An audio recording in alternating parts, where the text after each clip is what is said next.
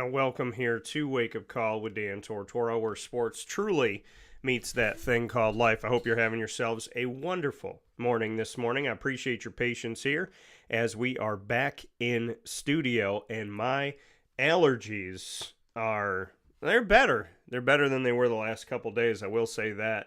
I want to thank God for helping me clear it on up. But if I sound a little bit different today, by the way, Lily is one of our special guests today, the most special of special guests. But if I sound a little bit different coming through the microphone to you, please know it is not an impression. It's not a changing of my voice in any way, shape, or form, other than the fact that your boy's got some allergies and that sinus stuff. So, that's what happens when weather changes a lot and then you travel. So, hope you're doing well. Hope you're having a great day. Thank you so much for hanging out with us here on Wake Up Call with Dan Tortora inside of our awesome studios with all this great stuff behind me. We have a plethora of things, and you can check it out, folks. There's so much stuff behind me now. We added our Binghamton towel, our D-backs towel, our Teal with It Jaguar towel. We have my little sister Franny's autograph over here. We also have a more prominent seat. Let me move this out of the way. A more prominent seat for our Bobcat, as well as my time with the Dolphins, my wake-up call mug, wake-up call candle. When Kym Cleary got the new record of points in a single game for Moyne men's basketball after the record was held for 70 years, that record of 43 points by Kai that was signed on the day that So there's a lot of cool stuff that happened that day. We'll talk about it in a second, but Kai signed that night. It was also the same night that my guy Isaiah Salter got 1,000 career points, so he signed it.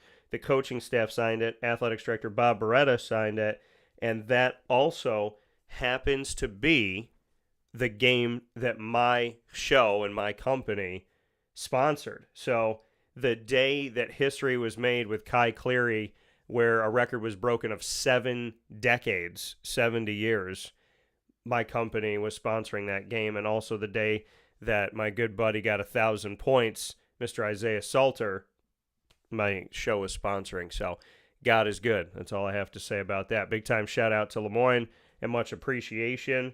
And what better way to celebrate history than to walk in and be like, oh, game sponsored today. So very happy about that. It means a lot to me. It means the world to me. Very poetic. And Kai and Isaiah are really awesome, and they both mean a lot to me as well. Hope makes the impossible possible, which my mom gave me years ago.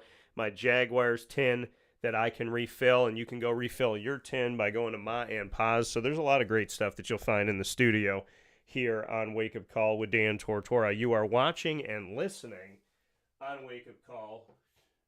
You're watching and listening with us Monday through Friday from 9 a.m. to 11 a.m. Eastern Time on YouTube.com and Facebook.com, both /WakeUpCallDT. You're also with us on WakeUpCallDT.podbean.com. So thank you, however you're tuning into the show. We got some awesome news coming up with the Jaguars in hour number 1. And then at 10 a.m. Eastern Time, I will be joined by Mr. Thome, Danny Thome, the head of the Wildcat Sports Pub, owner, operator of the Wildcat Sports Pub, will be joining me for an awesome conversation celebrating the fact that you decided in a bracket of restaurants in central and upstate New York, you decided that your absolute favorite is the Wildcat Sports Pub in Mange Madness. And we'll be talking about that, thanking the community, also get into Major League Baseball as Danny is a big-time baseball fan. And speaking of baseball, we'll talk about history in the making, not only for Mange Madness and the Wildcat winning that bracket in central and upstate New York,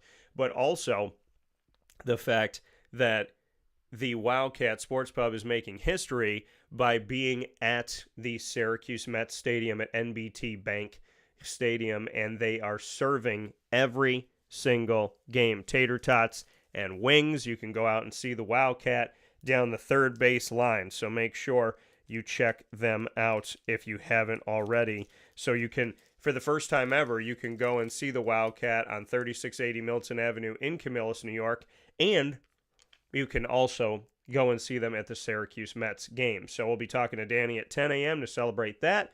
And then Jeff Lonczak will join me picture in picture as we continue our exclusive multimedia marketing content with the Moyne College Dolphins with the head coach of the men's and women's tennis teams, Mr. Jeff Lonczak, ahead of their first ever NEC postseason. This is their first season in the NEC, and this gives us an opportunity to speak with Jeff about this postseason and about moving forward and the excitement of being a part of this postseason. So very, very much looking forward to it and cannot wait to bring this to you this morning as we're celebrating history with Danny Thome, we're celebrating history with Jeff Lonczak, and we're celebrating history with the Jacksonville Jaguars this AM as well. So for those of you that are already connected with us on social media, and you can see it on your screen underneath my picture here, if you're not, please make sure you find us on Facebook at Wake Up Call DT, Twitter or X, whatever you would like to call it. It's called X now, but on X at Call DT, and Instagram at Wake Up Call _DT.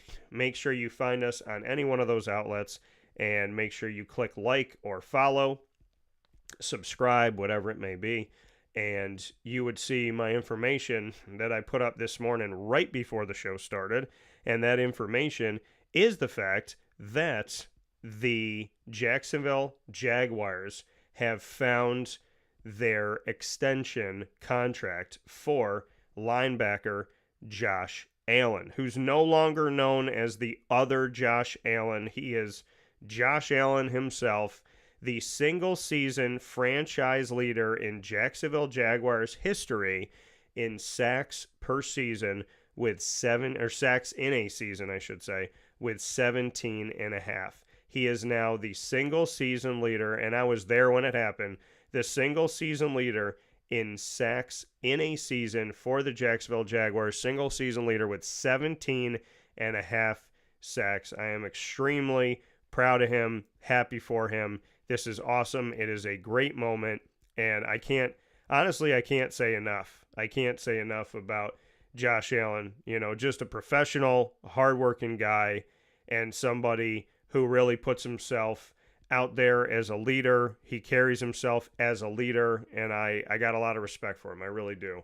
The last time I had the opportunity to interview him and just hearing him about his own success and about the team and different things, I mean, you just learn about somebody when you get to hear them talk about their team and you get to hear them talk about kind of how they see themselves, how they envision their success versus the team success, you know, what takes precedence, what's more important, that type of stuff. So, you know, I mean, I wanted Josh Allen to get his contract after hearing Josh Allen the last time I got to interview him on site, on location in Jacksonville. I thought to myself, you know what? I really hope that this guy gets the extension that is best for him, because he is. I mean, he's a consummate professional. He works very hard, very diligently to be the person that he is. But on top of all of that, you're thinking to yourself, okay, when this guy steps to the podium, am I going to get somebody who's full of themselves? Am I going to get somebody who wants to talk about how great they are? Am I going to get somebody that's all about me and all about, this is what I did and this is what I need to get my money, blah, blah, blah, blah, blah. And, you know, that's not what I heard from him. What I heard from Josh Allen was just a guy who really cares about his team and cares about leadership and cares about moving forward in the right direction. And it's great that he has some accolades, but that he has to be a leader. So I'm happy for him. I really am. And the contract is allegedly going to be for 5 years. So 5 years on top of what he has. So a 5-year contract, $150 million with $88 million guaranteed. That's what we're looking at for Josh Allen to stay a Jacksonville Jaguar, is going to be 5 years, $150 million, which would break down to $30 million a year, but only 88 of that 150 is guaranteed. So that leaves almost $70 million not guaranteed. So we'll see where that puts everything here. I mean, I can't imagine if he continues to perform the way that he's performed for the Jacksonville Jaguars in his young history in the NFL, I can't imagine that he will not be sticking around as a Jaguar. So, I mean, we shall see, but the 5 years, $150 million locks up Josh Allen. They've also locked up, in recent history here, they were able to lock up their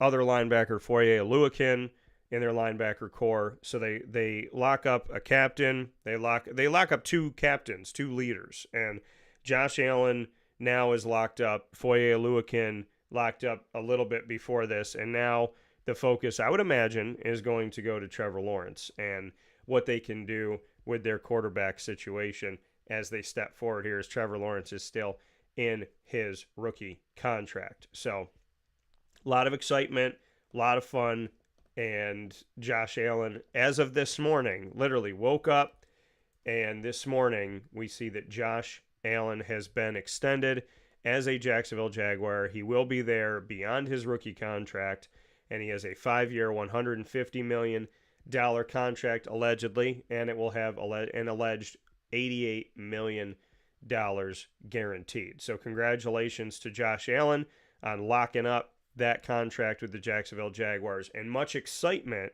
for Josh Allen and for the team.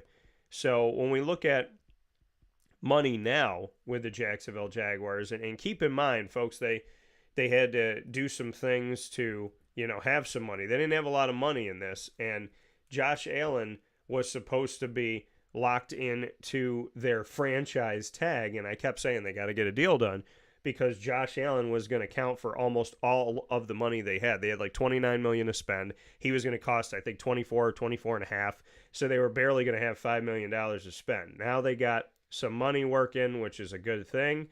And so now you look at Trevor Lawrence under contract. They bring in Mac Jones, who's a Jacksonville Jaguars native, and they still have C.J. Beathard. So you look at that side of it for quarterback.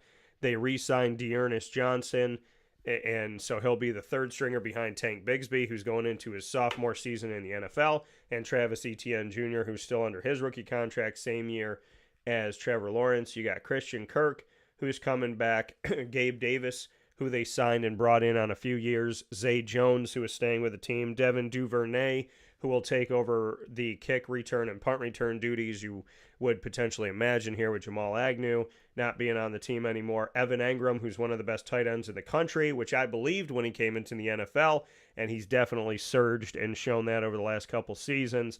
Cam Robinson, who's been on the team, has to stay healthy and keep himself out of suspension, but, Cam Robinson, the left tackle, the blind side for Trevor Lawrence, he's back.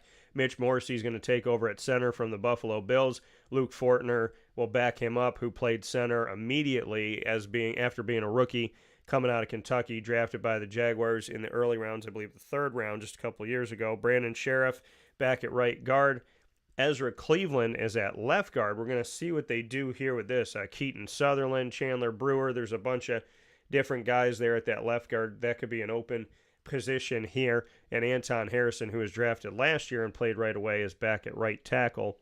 So offensively, you have a lot of things set up here. You just need health on the offensive line, and you need to figure out who your left guard is going to be. And essentially, I mean, you have to keep the unit together. The Jacksonville Jaguars, whenever people talk to me about what's wrong with Jacksonville, how come they didn't win, how come they didn't go to the Super Bowl, how come this didn't happen, my answer back to them last season was, if you look at the Jacksonville Jaguars, unfortunately, they deal with injuries to their offensive line pretty much every single season. And those injuries are going to affect their run game, potentially. They're going to affect their pass game, potentially. They're going to affect Trevor Lawrence in general and staying in the pocket and being able to do what he needs to do. So it's a frustration. It's definitely a frustration. And it's something that I feel terrible about. But, you look at it and say, is it a strength and conditioning problem? Is it something that they're not doing right in nutrition? Is it just a freak injury?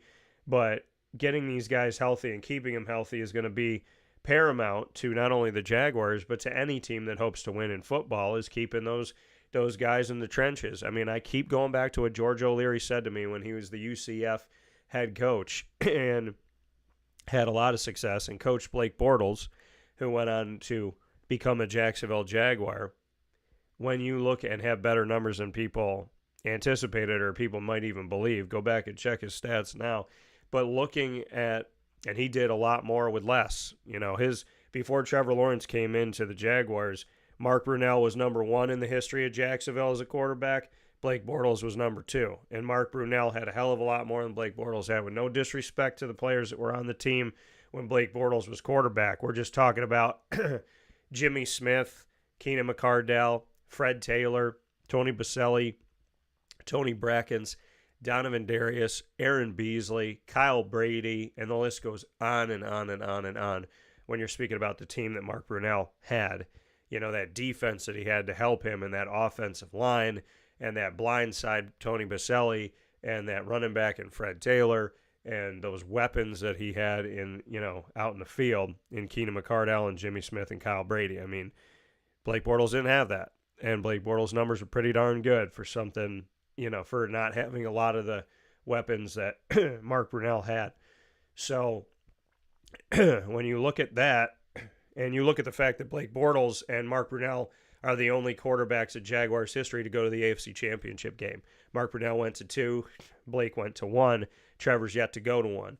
So just some notes there on the Jacksonville Jaguars and where they were at. And when you look at that history and you look at what they had and look at the success that they had, you build through the trenches. And getting back to what George O'Leary said to me, I still remember in Newport, Rhode Island, Goat Island, sitting there, chairs next to each other, recording our conversation.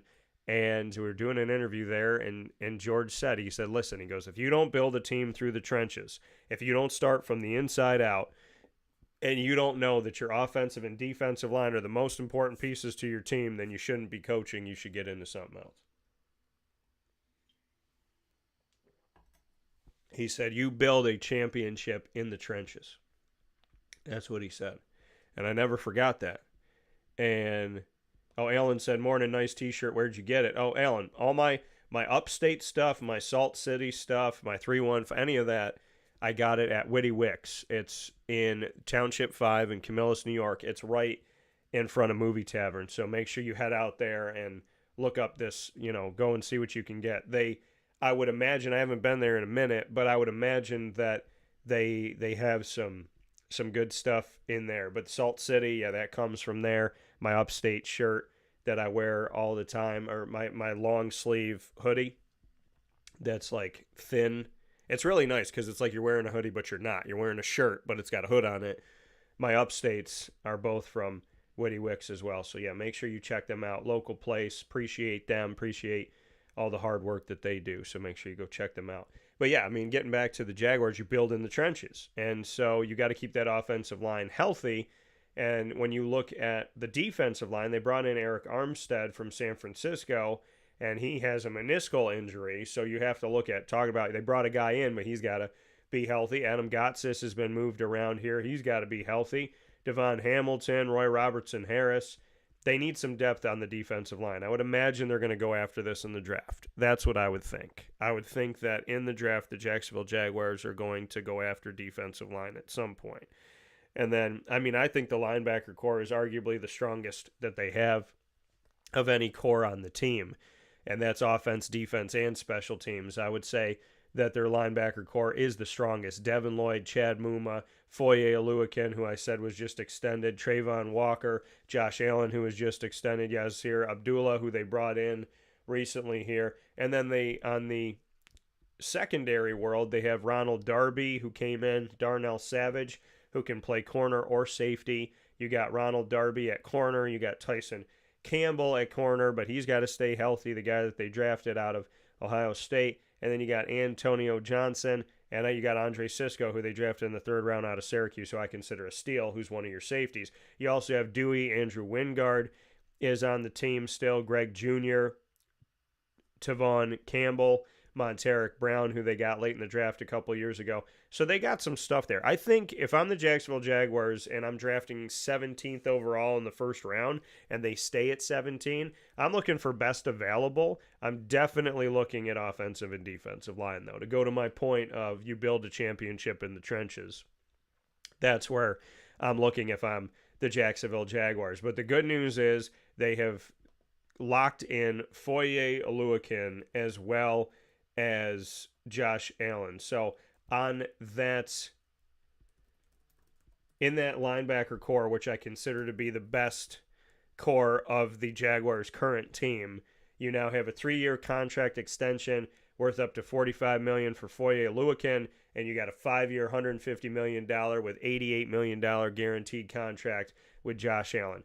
2 of your linebackers staying with the Jaguars for the next few years at least. So good job for the Jacksonville Jaguars to lock that up with Foye as well as with Josh. I'm extremely happy about that. Those are things that the Josh Allen thing needed to happen. Foye, it was great that they did that. But when they locked in Foye Oluokun, I thought to myself, okay, if you're going to lock in Foye and you're going to give him an extension and you don't have the money that you had a few years ago to move around and do different things with, if you're going to lock in Foye, then you got to lock in Josh. I couldn't imagine what that locker room was going to be like and didn't want Josh Allen to be in a position of, okay, well, you're in the same locker room as Foye. You guys sit next to each other. We took care of Foye, and we're going to let you hang out here on the franchise tag and see how you do. I'm happy that they did the right thing. They locked in both of these key linebackers and key pieces, key cogs to their wheel of the defense is a huge, huge part of the Jacksonville Jaguars moving forward. Speaking of moving forward, we're going to take a step aside. We'll come back here on Wake Up Call with Dan Tortora, where sports meets life, right after this fast break. And we will have plenty more coming up, including in hour number 2, Danny Thome and Jeff Lonczak joining the show.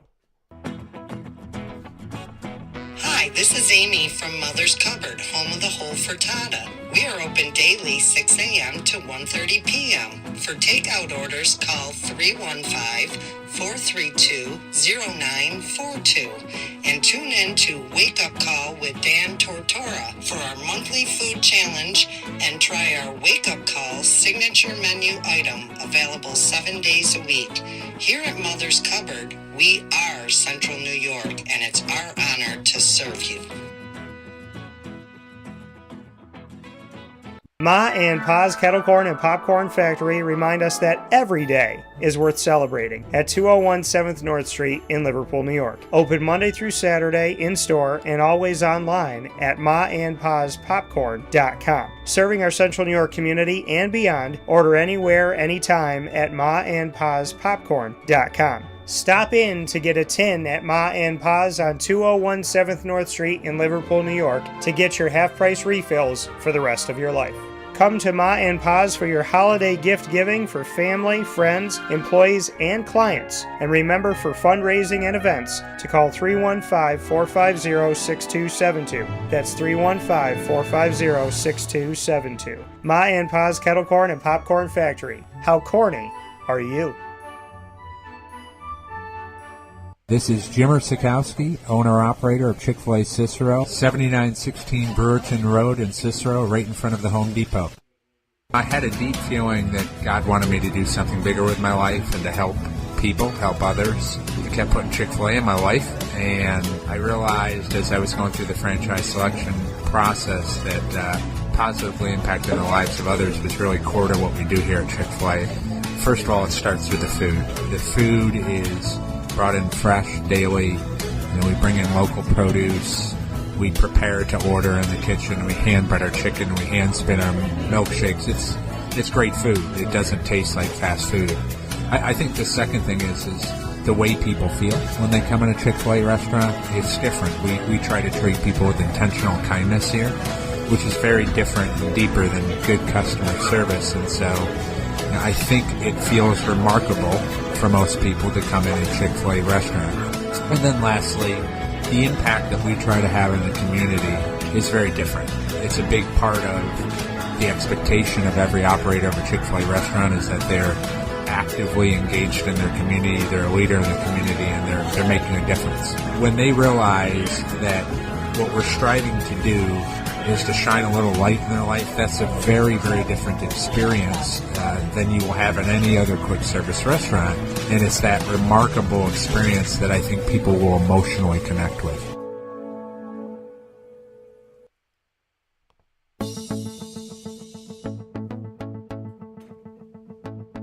Avicoli's, located on the corner of Route 57 and Wetzel Road in Liverpool, New York, has been your trusted neighbor for decades. Located just steps from Liverpool High School, we're happy to have the Liverpool Warriors on-site, on-location broadcast at Avicoli's through Wake Up Call with Dan Tortora every single month, featuring student athletes, coaches, and administration throughout the year from Liverpool High School. Head out to Avicoli's today on the corner of Route 57 and Wetzel Road in Liverpool, New York, open Tuesday through Sunday for lunch, dinner, and drinks. We'd love to see you out there, and of course you can call them at 315-622-5100 for takeout, delivery, and catering. That's 315-622-5100, and also find them on myavicolis.com. That's myavicollis.com.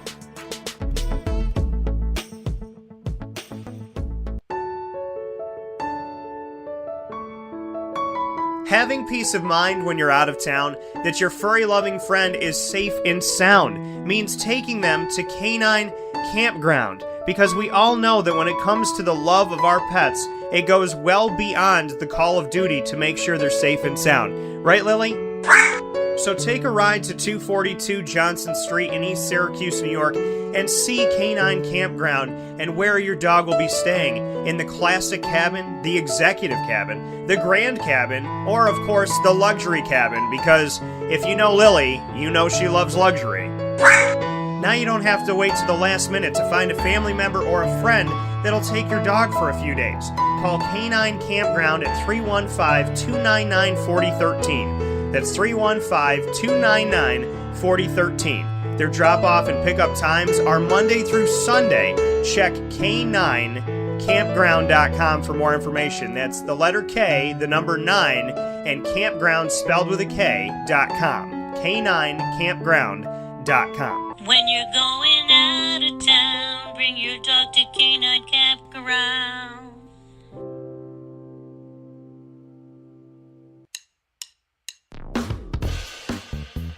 PB&J's Lunchbox, the food truck that you love finding all throughout Central and Upstate New York, now has a street-side cafe. So when you're craving their traditional favorites as well as their out-of-box amazing menu items, you can now head to 663 Old Liverpool Road in Liverpool, New York. Located just minutes from the highway, the Thruway, Destiny USA, and Onondaga Lake Parkway, PB&J's Lunchbox Street-Side Cafe is there for you Monday through Saturday from 9 a.m. to 7 p.m., serving breakfast, lunch, and dinner all throughout the day. Get breakfast for dinner, dinner for lunch, whatever you fancy, including their award-winning grilled peanut butter and jelly sandwich. Find them at 663 Old Liverpool Road in Liverpool, New York. PB&J's Lunchbox, where we love to know what's in your lunchbox.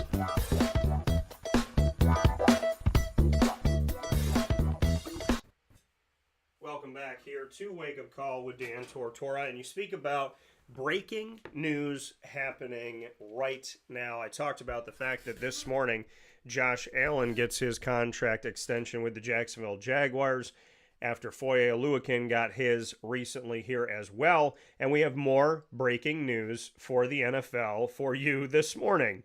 And I'm just posting it to all of our social media, Facebook at Wake Up Call DT, X at Call DT, and Instagram at Wake Up Call _DT. So as I'm posting this, I'm going to let you know exactly what's going on. Now, the NFL is going to be making history this season. And the history that the National Football League will be making is they will be playing their first ever regular season game in the country of Brazil. This game is going to be played on Friday, September 6th, 2024. It's also been more than 50 years, more than half a century, since the NFL had a game on a Friday night of opening weekend. So the Packers and the Eagles opening game of the 2024-25 season will be in Sao Paulo, Brazil, at Corinthians Arena on Friday, September 6, 2024, for the first ever NFL regular season game in Brazil. And you can see my post about it. There you go. Let's see if I can bring that up for you. There it is. So that is a picture from the NFL. Can't take credit for that picture. That picture is from the NFL. But I did want to let you know that is going to be going on. So the NFL is making history, having their first ever regular season game in Brazil. And not only that, but they are going to be having their first game on a Friday night of opening weekend of an NFL season for the first time in more than 50 years, when the Eagles take on the Packers in Sao Paulo, Brazil. So excited for this, very much looking forward to it. Corinthians Arena. So that game, I'm guessing, is going to, well, it's Friday night. It's probably going to be on Amazon or one of the ones that you have to pay for. But excitement for that news that just came out here.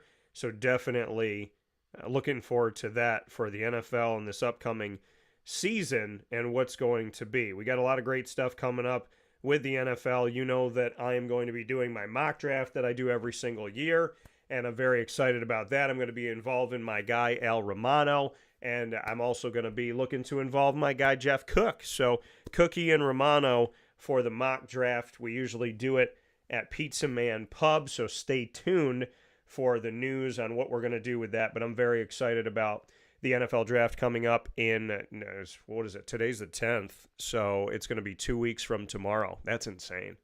It'll be 2 weeks from tomorrow, because tomorrow's the 11th. It starts on the 25th, Thursday, Friday, Saturday. So, yeah, so the NFL draft, round 1, April 25th, round 2 and 3, April 26th. That's Thursday, Friday nights. And then during the day, I think starting at noon on Saturday, April 27th, rounds 4 through 7. So very much looking forward to it and looking forward to giving you my mock draft and talking about the draft coming in here. Going to have a lot of draft conversation within these next couple weeks, and it's going to start off tomorrow with Papa Joe, as him and I will do a mock draft for the Jaguars and who the Jaguars should take with the picks that the Jacksonville Jaguars have. So if we look at the Jacksonville Jaguars picks for the 2024 NFL draft, this is what the Jaguars have in each round. So Jacksonville has number 17, which I mentioned before, in round 1. They have number 48 in round 2. And we also have, let me see here. So yeah, the round 1 pick is 17th overall is what the Jaguars will have. And then when we look forward from there, the Jacksonville Jaguars having number 48. They got 2 compensatory picks. So I want to take a look at this as well. So the Jaguars have round 1, number 17 overall. They have round 2, number 48. Then they have round 3, number 96. 2 in round 4, number 113 and 115. So they pick almost back to back. And that'll be on day 3. 1 in round 5, 152. 2 in round 6, 192 and 212. And 1 in round 7, number 236. So the Jaguars hold 9 selections in the draft. So taking a look at this right now, their compensatory picks are based on a formula of free agency gains and losses. The Jaguars received the number 96 overall selection for the loss of right tackle Jawan Taylor, who signed with the Chiefs, and they received the number 212 selection for the loss of pass rusher Arden Key, who signed with the Tennessee Titans. So the number 96 selection was the earliest of the 34 selections by the NFL Friday. So that's pretty cool there. So the compensatory picks that the NFL awarded recently here, of those 34 picks that were awarded to teams across the league, the number 96 selection is the earliest one. So the Jaguars got that, which is huge. Now, number 96 doesn't feel like a compensatory pick. So, and that's in round 3, and that's on day 2. So that's going to be huge for Jacksonville. PJ and I are going to go through the Jaguars mock draft, and we'll be doing that tomorrow morning on the broadcast when PJ joins me from cover to cover, 9 a.m. to 11 a.m. tomorrow morning in his normal day, which is Thursday. So Papa Joe with me of many years. PJ is going to be joining me 9 a.m. to 11 a.m. Eastern time on Wake Up Call tomorrow. We're going to talk about Major League Baseball, as we always do, run through the league and the standings and see how teams are doing early on. And, of course, we're also going to talk about the Jacksonville Jaguars and do our mock draft. That's going to be where you are right now, worldwide on youtube.com/wakeupcalldt, facebook.com/wakeupcalldt, and on wakeupcalldt.com. www.podbean.com. The next topic that I have for you here today is something that is near and dear to my heart, and I'm going to go into it more on Friday, but I want to give a shout out to Dawn Staley. Now, Dawn Staley and the South Carolina Gamecocks women's basketball team has won another championship, and she's mentioned God many, many times. And I appreciate it. It means a lot to me because, we live in a society that tried to throw God out over the past few years, and we've seen how great that hasn't gone. So, and I tell people all the time, listen, when you listen to the show, when you watch the show, you can be of any faith, you can have no faith. That's your prerogative. That's your journey. I choose to believe in God. And, I choose to believe in the only thing that makes sense in my life that's consistent is God. And when you look in the sports world, you will find conversations about God. And that's something that I love. I said to my mom, I said, what's great about being in the sports world is of any news or anything that I could do in my life, the sports world is a place that still openly talks about God. And after they won a championship, Dawn Staley said, we serve an unbelievable God. And that is something that really means a lot to me. She said, I'm not going to apologize for praising God. Now, she has a Christian faith, and apparently there was pushback when she said after the Elite Eight win this season in the NCAA tournament, she said, if you don't believe in God, there's something wrong with you. And so Dawn said, quote, I'm not going to apologize for what I said or what I feel because I know my life and I know why things have happened in my life, and I'm going to salute God as much as I can because I know it's not just my doing, end quote. So, and she has made it clear that God isn't all, God doesn't give you just sunshine and rainbows. God brings you through the storm. She said, God is funny like that. He's funny. He rips your heart out and he makes you a believer. End quote.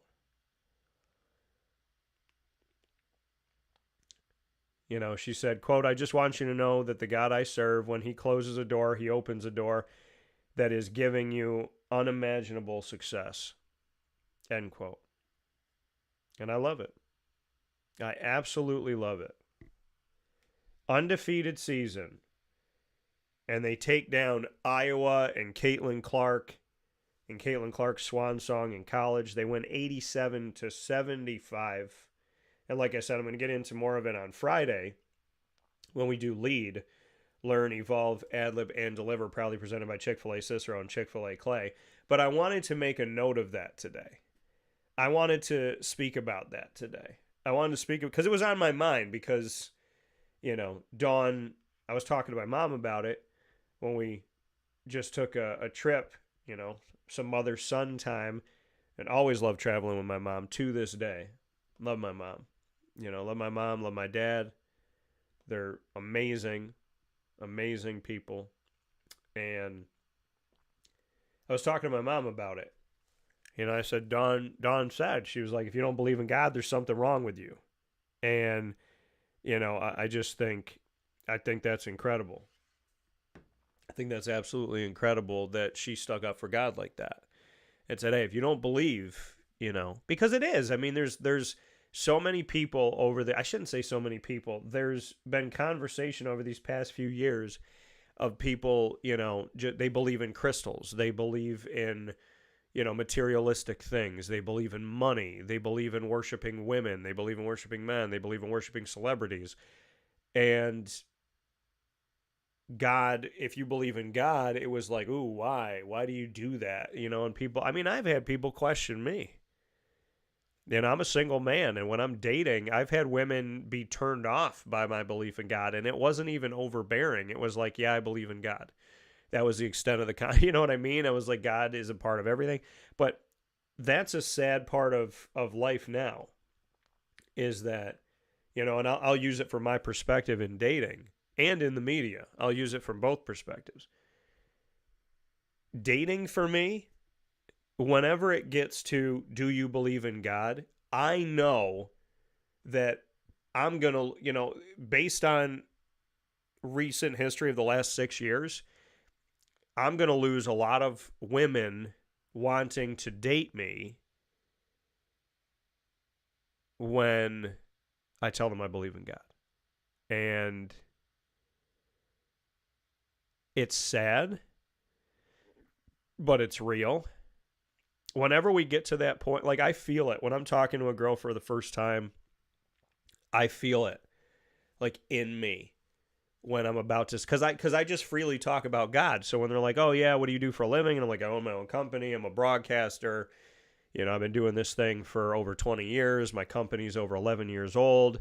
I always give God credit for all of that. I always give God credit for all of that. So I can't tell the story without saying God. And I feel it in my chest where I'm like, yeah, and I give God all the glory, or, it's because of God, or I want to thank God, or God and I were building in the trenches. And then I listen for the silence. I listen for the that's great, but I feel like I don't get the that's great a lot in dating. But that's the thing. That's the, it's so sad. And in the media, I mean, one of the things I like about Fran Brown, the Syracuse football coach, is that he openly talks about God. And him and I have talked about God man to man. And he said to me, he was like, you can always talk to me about God. I was like, yeah, but in the press conference, he's like, Dan, you can talk to me about God anytime you want. And it was funny because when he spoke about God in his introductory press conference, there was a bunch of people in the media that just looked down at the ground. And they don't ask those questions, right? He talks about God. I want to know more. They're like, all right, so what do you think about the transfer portal? And you see a lot of people in the media shy away from God. They don't talk about God. They don't want to offend anybody. I'm not here to offend anybody. It's offensive to me if you tell me that I can't on my own show talk about what I believe in. And it's offensive to tell Dawn Staley that she can't talk about what she believes in her profession and in what she lives in her life. We've been asked in today's society to believe some things that sound insane. But the one thing that's been consistently good, not occasionally great in my life, I can't talk about, but I gotta accept everybody else is crazy, and you can't accept my normal. I don't believe in that. And I don't live like that. And that's why I appreciate somebody like Dawn being the way that she is. I have nothing wrong with her sticking up for God. Not at all. I don't. Because somebody needs to. So, much appreciation for her on that. With that being said, we're going to take a step aside for a fast break. We're going to come back with Danny Thome right after this. Carvel DeWitt, it's what happy tastes like. Do you know why? Because we make ice cream. Creamy, rich, flavorful ice cream. Not yogurt or iced milk like some of our competitors. Ice cream. Fresh, by hand, daily. For the calorie conscious, we have something new for you. Our new Carvelite. Same great flavor, creaminess, and texture of our regular ice cream with only 35 calories an ounce. So whether you want an ice cream cake, flying saucer, dasher, carvalanche, hard or soft ice cream, we will satisfy your craving with our fresh, handmade regular or new Carvelite ice cream. Carvel DeWitt. It's what happy tastes like.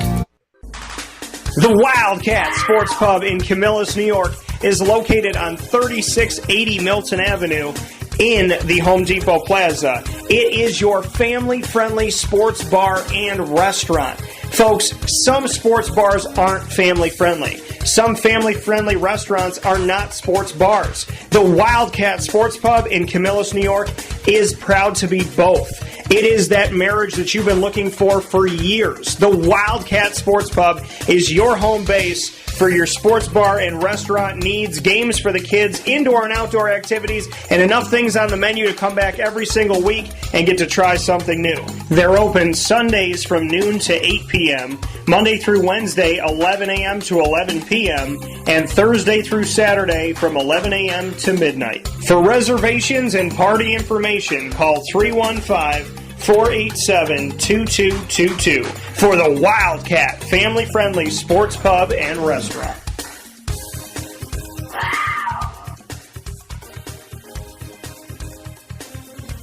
GG Cards and Breaks. Like, comment, subscribe.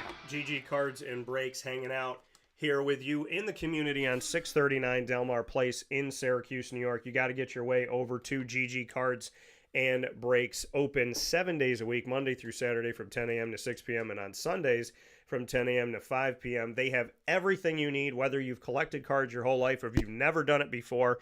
And above everything, they have the greatest people, in my opinion, running a sports card shop because they care, they remember, they know the people that come through, they know what you're looking for, they know what you like, and they take the time, which always goes beyond for me. To Josh Gideon, to Anthony Campbell, and the entire team at GG Cards and Breaks, make your way over there for any sports card needs, singles, packs, graded cards, boxes, as well as Disney Lorcana and Pokemon. You can find all of it there, and they're the only store that I know of with every MLB, NFL, and NBA team with its own box where you can go in there, go to your favorite team, sift through it, and find something special. So make sure you head over to GG Cards and Breaks today. Let them know that Wake Up Call sent you, or you can say DT sent us, and I appreciate everyone that's gone in through those doors, including when I was in there, just, walking around, looking at my own stuff and seeing somebody that I knew. So big time shout out to all of our listeners, our viewers, all of our supporters that have gone out to GG Cards and Breaks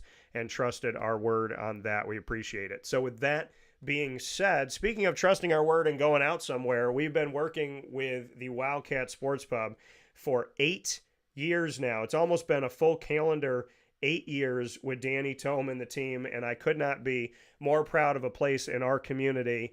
I love going to sports bar places all over the country and finding that place that's got all the TVs, all the games on, great food, but when it's local, it hits different. And Danny Thome and the team at the Wildcat Sports Pub on 3680 Milton Avenue in Camillus, New York, they hit different. And they just won Mange Madness in the bracket of Central and Upstate New York restaurants. They got first place, and it's because of your votes. We're here to celebrate that today with Mr. Thome, and we're also here to celebrate Major League Baseball being back in full swing here for a couple weeks now, just about, and also the fact that you can now go to a Syracuse Mets game this season for the first time ever, and you can get the Wildcat Sports Pub, some menu items there with some tater tots and wings. Mr. Thome, how we doing? Dan, how are you, buddy? I'm doing well. That might have been the best introduction I've ever gotten. You said that last time, so I'm always trying to up the ante. I'm trying to do it here. You've definitely done good, kid. I appreciate that. Well, first and foremost, congratulations. And I know that I wanted to give you an opportunity as a longtime partner here and somebody who on and off the air I have a great relationship with and respect dearly. I wanted to give you an opportunity to thank the community of Central and Upstate New York for seeing you the way that they see you and considering you the best restaurant when all the bracket was over. Yeah, it's funny. So where's what's now called Where 315 Eats Uncensored. Yeah. Tommy put on like a March Madness style tournament. It was a lot of fun.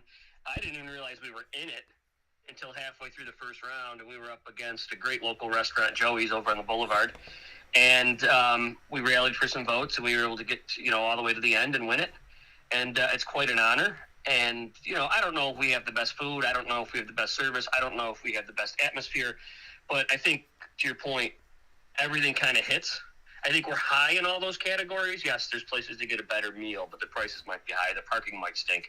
We got a lot of good things going for us, and we're very blessed that we were able to win this tournament. And it's all because of your listeners that voted, and family and friends, and the diehard customers, and all the support that we get out here in Camillus that really made the difference. So It's appreciated. I can't say thank you loud enough. Hope to repeat next year. It's funny, I sent a clip. I didn't send a clip. I sent the entire 2003 One Shining Moment video to all my staff when we won. And I didn't get much in the way of a reply. I don't know if any of them really remember the 2003 National Championship. They're all young. But it's quite an honor. Yeah.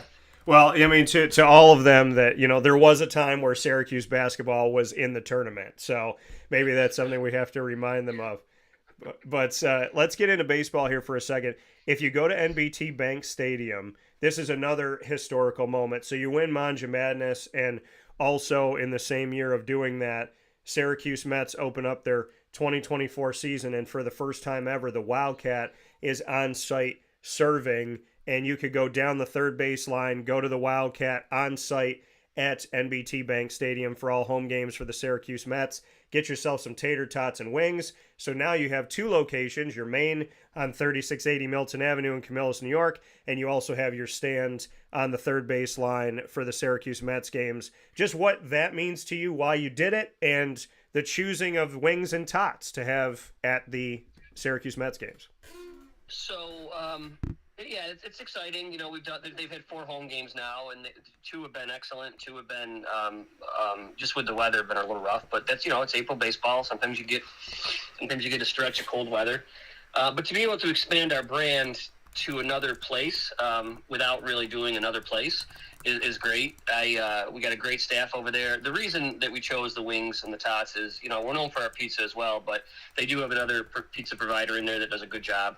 And obviously there's contracts and stuff. So we went with wings, we went with tater tots. Those are 2 really popular menu items that we have. We wanted to make sure that whatever we had there, we had at the restaurant, right? We didn't want to do something totally different and then have people come to the restaurant and be like, well, I had this at the stadium. So you can't get it here. So it all worked out. It's a lot of fun. We got a good relationship with the Syracuse Mets. We got a good relationship with Jason Smorrell and Bill Ryan and all those guys up there, Justin.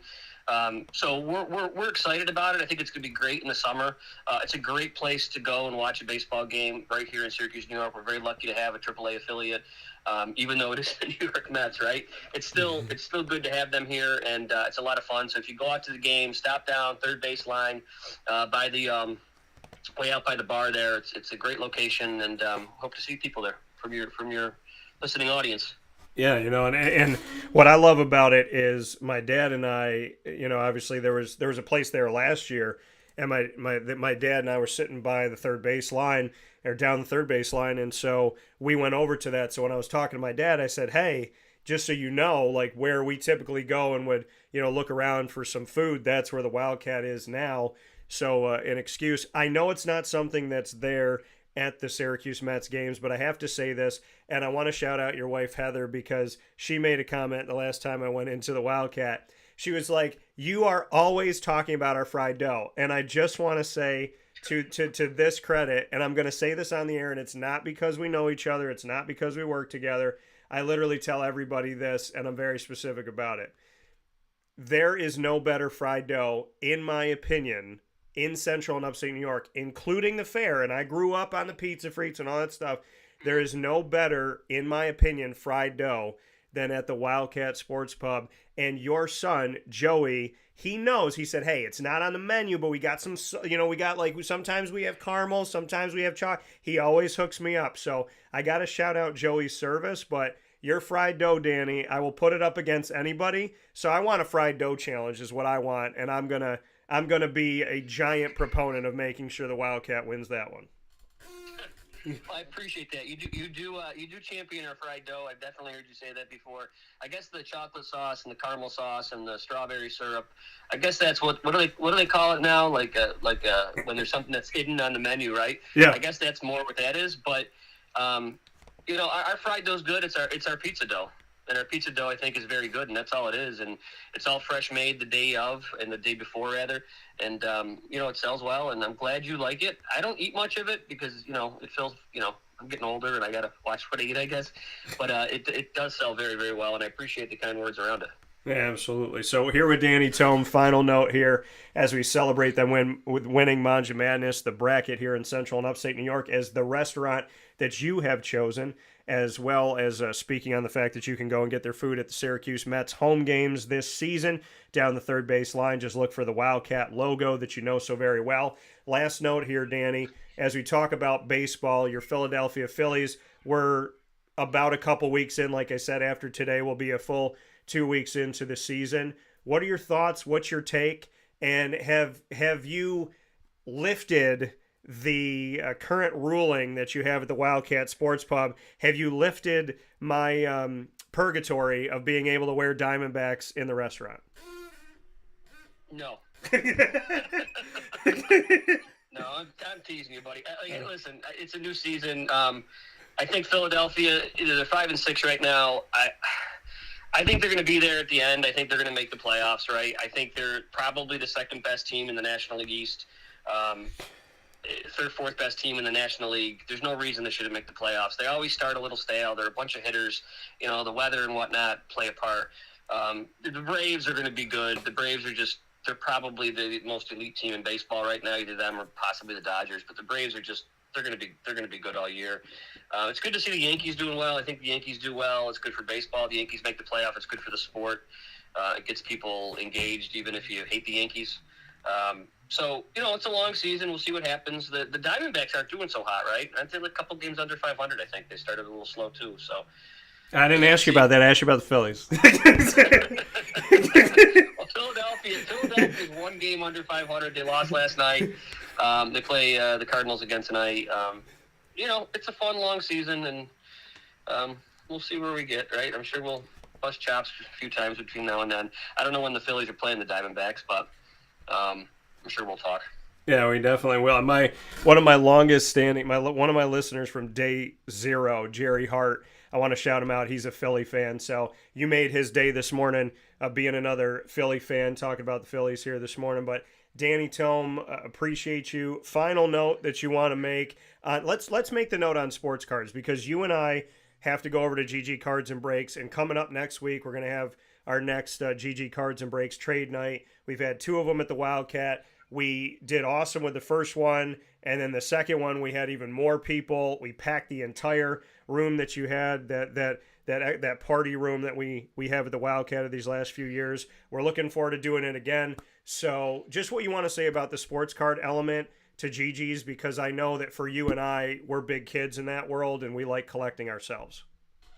Yeah, they're good guys. I try to get out there, once, twice a month. I need to make a trip out there. I need to get some supplies, but they're great kids. They really are. And to have the trade night at the restaurant, I think once a quarter we're doing it. I think 4 times a year. It's coming up Thursday, April 18th. Next Thursday, a week from tomorrow. Yeah. It's a lot of fun. And it's nice to see? It's nice to see the younger generation, the kids that are into it with the fathers or with the mothers. That's something a little bit different. Like, I love my parents, obviously, but I never really got into sports cards with my father and my mother. And, different time back in the 80s when we were kids. But, it's nice to see the dads with the displayed binders and the books and the cases and trying to, trade with other kids. And it's a nice thing to see, and I'm glad we're able to support those guys over there on April 18th. Yeah, looking forward to it. You and I need to go over and do our box break like we talked about. So we'll have to. Do that, man. We should do that. Yeah, we're gonna. I know it's gonna be baseball because I know you, but yeah, it has to be baseball. So, although Tops is picking back up football, I hear. So if Tops is picking up football, I might get back into football a little bit. My football expertise is all from the 80s, buddy.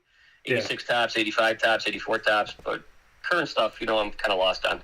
Yeah, well, we'll definitely do that. We will keep that word on that, and we'll do a nice box break. And so looking forward to it. But as always, Danny, thank you for the time, fellow DMT, the Wildcat Sports Pub's owner. Appreciate you so very much, and appreciate the community for Mange Madness and for voting for the Wildcat, and, of course, for the opportunity to speak with you here this morning. So, Danny, thank you for almost 8 years ago believing in my vision and my mission, and thank you for being the person that you are. You and your team work very hard, and I can say this firsthand. You do a lot for them. They do a lot for you, and there's a family feel, and there's a reason why the faces stay consistent at the Wildcat. So I want to not only shout out you, but I want to shout out your staff as well. I appreciate that. I'm sure they'd appreciate that too, and they are great, and the tenure is there, and they're the ones that make it go round. I say this all the time. If Dan has to go make a pizza, we have to lock the doors. They are the ones that make everything happen. The bartenders, the counter kids, the cooks, the drivers, everybody. It's not Dan, it's everybody. So it's good. And I appreciate that. Yeah, absolutely. Well, have yourself a good day. We'll talk soon, and we'll do our box break soon. All right, buddy. I'll see you. All right, take care. Bye. See you. That coming from Danny Thome once again here on Wake Up Call with Dan Tortora, where sports truly meets that thing called life. I want to thank you again for being with us every Monday through Friday from 9 a.m. to 11 a.m. Eastern Time, as you are with us on YouTube.com/Wake Up Call DT, Facebook.com/Wake Up Call DT, and on wakeupcalldt.com. www.podbean.com. You also have the opportunity to connect with us in our archives. Once the shows go live, they then hop into the archives, and you can check them out on the archives on Wake Up Call with Dan Tortora by going to any one of these places. You can go to Amazon Music, Audible, iHeartRadio, iTunes, and Apple Podcasts. You can also go to Player FM, Podbean, Podchaser.com, Podvine, Spotify, TuneIn, and YouTube. All you have to do is search Wake Up Call with Dan Tortora, or one word, Wake Up Call DT. So make sure that you're checking us out on these avenues where sports truly meets that thing called life. And we appreciate you so very much for looking up Wake Up Call with Dan Tortora, or one word, Wake Up Call DT, and finding us on any one of these outlets and making sure that you follow and subscribe. They are all free to do. So thank you for your support of that. And thank you to the support of the Wildcat. And I mean all the words that I say. People know I'm the same person on and off the air. I don't change characters. I do impersonations. That is something I do in my life and would like to do professionally potentially here. But as far as who I am and what I'm about, that doesn't change on and off the air. And that love that I have for the places that I get to work with that have been such a big part of our family. You know, we look at this, and I bring them up here on the screen. Carvel's been with us for over a decade. The Wildcat's been with us for almost a full 8 years. Ma and Pa's has been with us for, I think, 5 at least. GG Cards and Breaks are in their first year, and we've already done so much together in a few months that it feels like we've been together forever. Avicoli's and I have been together for, I think, at least 4 years. And then you go and it's got to be at least 4, if not 5. Then you look at Great Lakes Honda City, the former Honda City of Liverpool. They've been with me for a decade. Canine Camp Dog Daycare and Canine Campground Dog Boarding, that's been over 5 years. Chick-fil-A Cicero since it opened for the most part. Chick-fil-A Clay since they opened. Mother's Cupboard, we're in year 3. I don't even know how those years went by as fast as they did. Pizza Man is in year 3. Lemoyne, we're the first ever exclusive multimedia marketing partner signed to their school, and we're in year 3. Bryan and Stratton College, we made history with them here in Syracuse. We're in year 3. And Binghamton University, a passion project I've been working on, we have an exclusive multimedia marketing partnership with them. And with the partnerships that they already have with the media in their community, ours is unique upon itself. And so we have that history with Binghamton as well, and creating a unique angle where every sport is going to get a spotlight, like we do at Bryan and Stratton College at Syracuse, like we do at Lemoyne. So, you know, when you look at these partners, we're not talking about we have this and we have that and a little bit. No, we're talking about 5 years, 8 years, 10 years, 11 years. And it means a lot to me. It really does, because the companies that we work with, it's the people. It's the people. And that's what it comes. That's what Danny knows. He knows that about the Wildcat. Like he said, if Danny has to make a pizza, we need to lock the doors. You know, he's speaking about himself, and it's because he trusts his staff. And I have all the respect in the world for the great team that God has helped me put together. And I am honored to work with the team that I work with. And I'm very choosy about who we bring on. Because to me, it's not about the money. It's about, I mean, yes, everybody makes a livelihood and this and that. But to me, it's about the people. It's about, would I eat dinner with this person? Would I want this person to be around my kids? Do I trust this person? You know, they say people work with people that they like. They work with people that they like to be around and they like to spend time with. And the morals and the values and the goodness, that's the thing that's consistent with the people that we work with. It's the goodness. It's the goodness in those people. And it's them coming through. It's them doing the things that they say they're going to do. And also for me too, and holding myself accountable. And, you know, I'm very honored that we get to do the things we get to do in this community, because God has blessed me with a lot of amazing partnerships and friendships and just, you know, building of the bonds. And there's a lot of good people in central and upstate New York. So when people say, why do you live there? Why do you go through the snow? Why do you deal with all that? You know, you lived in Florida, and Florida is my second home. I just got back from Florida yesterday. Hence my my tan. You can kind of see it. Well, you can see it now if I lean in here. Our lighting in here sometimes makes me look so, but nothing wrong with that. Hopefully one day I get there, but yeah, so we were down in Florida yesterday, and I love Florida. Florida is my second home, and we do business in Florida, and we've met some awesome people and done business with places in Orlando and Boca. So I feel very honored to have Florida as a second home. When people are like, why are you here? Why do you call Syracuse home? Why do you love Central and Upstate New York? And it's because, these are my people. It's where I grew up. I'm a blue collar kid.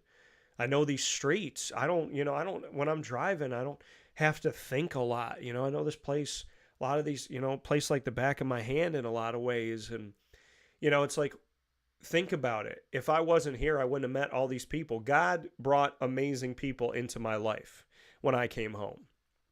We didn't have a Chick-fil-A when I came home. I wanted a Chick-fil-A forever. I've been wanting to have a Chick-fil-A in Central New York and work with a Chick-fil-A for many years. When they brought Jimmer in, I made it my mission to get to him, to get to talk to him, to get to introduce myself to him. And now I consider him a brother. I consider us family. And he does too. And, getting to see him yesterday when I came, first thing I did when we came home, my mom and I landed, we went to Chick-fil-A Clay. And Jimmer was there. And I went over. I talked to him. I told him I love him. He told me he loved me. And then I had dinner with my mom. It's a perfect blessing. An unexpected blessing, right? I didn't know he was going to be there yesterday. And just, it is. It's the people. It's the people that he hired at Chick-fil-A. It's the people. That's what it really comes down to. And this community has been so wonderful in supporting me. We go out and we do shows every month at Pizza Man with Baldwinsville and with Al Romano, and, we do some Syracuse stuff. We've done some Lemoyne stuff there, and they've been tremendous. And we go to the Wildcat, and we do West Jenny stuff, and we do baseball stuff. We do some Syracuse stuff there, too. We do GG Cards and Breaks Trade Night, and they've been tremendous. The community at the Wildcat with West Genesee and everything we do out there. We're going to be there this weekend. I'm going to be, for the first time ever, I'm going to be emceeing the entire event for boys basketball, and who won sectionals and went on to the state playoffs and made some noise in the state playoffs. I have the opportunity to join Fred Kent and his team. We've had them on stage at the Wildcat. We've had them there for many shows over the years. But this year I'm emceeing their entire event. Their celebratory dinner. Their team culmination of the season. I'm emceeing it. And I got to thank West Genesee. I got to thank the community for respecting me and appreciating me and giving me these opportunities, including my guy. So, including my guy Fred Kent. And the coaches there throughout the teams and the student athletes and the families. And I got to give that same love to Liverpool and how the Warriors supporters and the student athletes and the coaches support me and what we do at Avicoli's. You guys show up, you listen to the show, you watch the show, you read our articles, you go on our website, you go on our social media. I wanted to get 100 subscribers to YouTube. We're at 995 this morning. We're about to hit 1,000 subscribers. We're about to do 10 times what I wanted. We had people watching it. I just wanted people to subscribe. And last year I said I want to get to 100. And now we're at just shy of 1,000. And within these last couple of years, wanting to see us hit 100, that was huge for me. I can't thank you enough for listening to the show, watching, reading, and then going to our events. You taking time out of your day, paying your money, using your gas to come see us with Liverpool, to come see us with Beeville, to come see us with West Jenny, to come see us with CNS over the years, to come see us with ESM, to come see us with CBA, to come to Mother's Cupboard and see from Mother's Cupboard to table. I can't thank you enough for the love and the support. So it's just awesome to have the people in this community. So when people say to me, why are you here? Why wouldn't I be? Why wouldn't I be here? My allergies are bothering me today. My sinuses are bothering me. My throat's been a little dry. My nose has been plugged. I've been blowing my nose like crazy. But I'm on the show this morning. Why? Because of the people. Because of what I love. Number one, because of God. Number two, because I'm chasing my dreams. And number three, because I feel like there's really good people out in this world. And I want to talk to y'all. I want to have fun with y'all. So I just want to thank you. I want to thank you for being here. Right? People don't get told enough how much they're appreciated. I'm not going to be like that. I appreciate y'all. I really do. And it means a lot to me that you take the time to watch the show, that you take the time to listen, that you take the time to read, that you take the time to just be here. It goes a long way for me. And I want you to know that I value that. And Danny talked about how much he values. So, you know, it's just good to be a part of Central and Upstate New York. It's good to be a part of the greater community up and down the East Coast, the Midwest, the West Coast, and all around the globe. We've had people listen and watch from all over the world. We've had people on our website from all over the world. You know, everybody that told me I'm a small fish in a small pond, I'm a small fish in a big pond. I want to thank everybody who has stolen from me, lied to me, taken anything from me. I want to thank every single person that told me that I suck. I appreciate that. Because not only did I not listen to you, but I'm working for myself. You know what I mean? Like, I love my life. And I feel so grateful for the life that I have. God is good. God is all the time. And God sends adversity. You know, he does send adversity. But that's okay. That adversity makes you stronger. It makes you smarter. It makes you prepared for the things that come. It makes you laugh when things come in your future that you've already dealt with in your present. You know, or in your past. So I want to thank God for being amazing. I want to thank God for being on time. I want to thank God for being absolutely incredible. Truly incredible. Because this life is not easy, right? We all know that. Life's not easy. Life gets trying. Life gets hard. Life gets confusing. We know that. But there's a beauty to life if you're willing to go through the punches. If you're willing, you think that Danny, who was just on, you think he wasn't punched? You think Jeff, who's coming on now, that he wasn't punched? You think that we didn't go through something in life? Everybody that has made anything of themselves to themselves in their life has gone through something. And when you're good at something, people steal from you. They mimic you. They emulate you. That's what happens. That's what happens when you're a good coach. It's what happens when you're a good pilot. It's what happens when you're a good lawyer. It happens when you're a good doctor. It happens when you're a good flight attendant. It happens when you're a good janitor. It happens when you're a good teacher. People go after that stuff. So what I'm going to say to you this morning is to keep fighting, keep going, keep working. Don't worry about other people. One of the smartest things anybody ever said to me was other people's opinions of you are none of your business. And when you wake up this morning, think about it. If a team thinks about what other people think of them, they're going to lose. If a coach thinks about it, they're going to lose. If a broadcaster thinks about it, I'm going to lose. Right? I don't walk out into the company and say, I don't walk out into the world and say, okay, well, I can't work with this business because they work with them, or they're going to think this of me, or they. I don't look at anything like that. If Jennifer Aniston was in front of me right now and she was single, I would ask her out. Because she's not above me and I'm not above her. She's a beautiful woman. I'm out here living my life. I like myself. I'm hoping she likes herself. I would absolutely ask her out. Go after the things you want in your life, folks. Do the things that make you happy. And stop apologizing for being who you are. Those are my words to you today. I don't feel good this morning. I told you, my sinuses, my allergies, I'm run down. I had the best night sleep in the last 5 nights, 6 nights, last night. But I'm up here this morning doing the show. Why? Because I care. Because it matters. And people matter. And you matter. And to Jerry, who's been with me since the beginning, he just wrote, "You deserve every good thing that comes to you." Thank you, Jer. I appreciate that, and I feel the exact same way about you. And speaking of good people, Dolphin Dive picture in picture, guess who I have on the show today? One of the best that I know, one of the best human beings that I have ever met, one of the people that I respect, I appreciate, somebody who has worked his absolute tail off to be where he is in his life. Division II, Division I, it doesn't matter. This is somebody, and I'm bringing him in like a true Italian. You got to like have the screen be black at first. But the person that I appreciate, because you know Lonczak is Italian, right? You know if it ends with a K, it's got to be Italian. But if he'll oblige me to make this intro, and I'm not making this intro because he's picture in picture with me.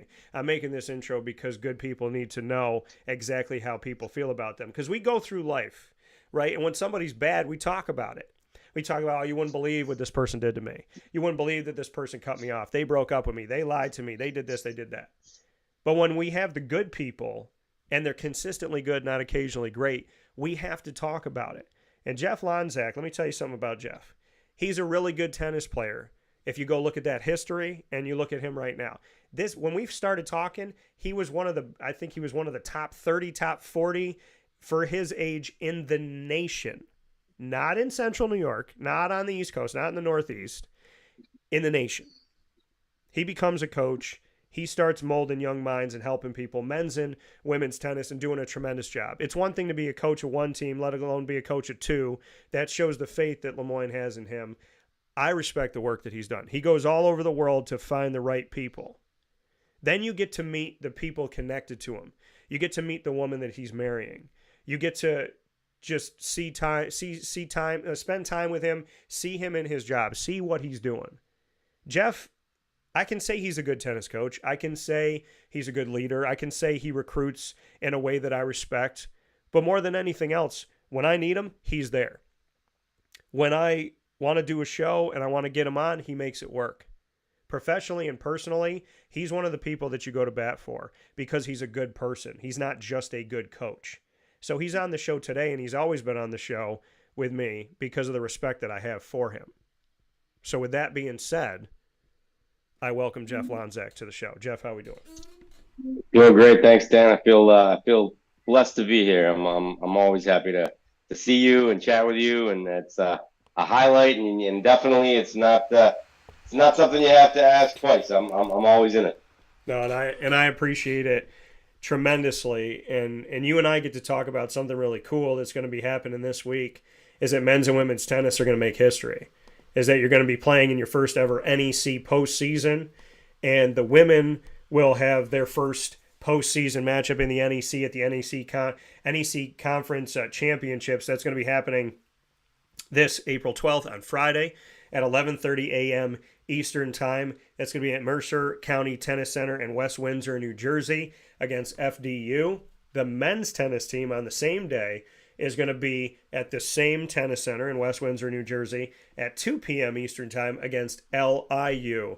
So let's get into that. We've had our first season in the NEC, so we'll get to the championships I just mentioned in a second. What's it been like to have the competition in the NEC, and what have you taken away from it in year one of both of your programs being Division I teams now? Yeah, it's been, for me personally, it's been a major learning experience. I would say, all the years I've coached this year, besides my first year at Lemoyne, was the most learning that I did and kind of had to do. So yeah, I mean, one of the big differences, there's really there's no cupcakes on the schedule anymore. Like every match is going to be difficult. It's going to be tough, no matter who you're playing at the Division I level. In our conference, yeah, I mean, we're competing hard. We're doing our best. There's lots of good teams. The parity on the men's side and women's side is pretty incredible. So yeah, I mean, it's been awesome, and I'm just glad to be here for sure. Yeah, like you said, there's no easy matchups, but you tested your teams in the past. You never viewed your programs as Division II programs. You went out and got the best student athletes that you could get. You coached the best way that you could, and you scheduled Division I opponents for matches within your time at Lemoyne. So do you feel like for anybody that was returning on the team, men's or women's side, did they have kind of a moment where they looked at you and said, "Hey, thanks, coach, for those games. Thanks, coach, for those matches. Thanks for those opportunities.